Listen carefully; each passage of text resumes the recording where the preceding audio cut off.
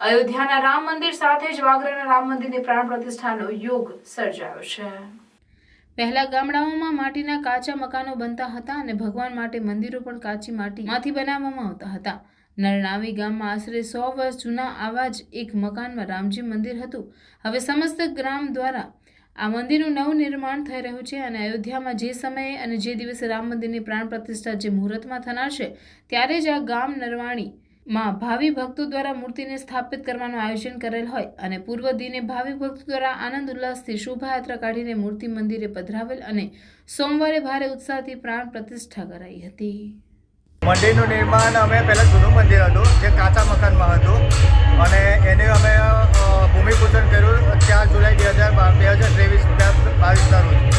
જેનું આપણા અહીંયા વર્ષ દોડવા જેવું કામ શરૂ કર્યું અને કામકાજ પૂર્ણ થયા પછી આજે સ્થાપના એટલા માટે રાખેલી છે કે ભગવાન શ્રી રામનો અયોધ્યામાં આજે સ્થાપના છે, એના માટે અમે એ તારીખની સગવડતા પ્રમાણે આજે અમે સ્થાપના કરવાનો તારીખ નક્કી કરેલ છે। આ મંદિર 100 વર્ષ જૂનું હતું